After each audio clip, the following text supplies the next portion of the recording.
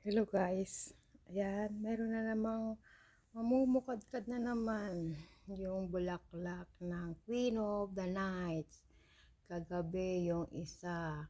Ngayon, ito naman, dalawa sila, magsasabay pa. O, diba? Magkano kaya to sa Pilipinas? Sarap magkaganito. Ayan guys, so, ang aming Queen of the Nights, bumagyo kagabi. Ayan, nasa loob siya ng bahay. Ang ganda-ganda. Ayan, pagmasdan maigi. Bubuka lang yan ngayon. Bukas wala na, lanta na siya. Oh, see? Ganda ng buka niya.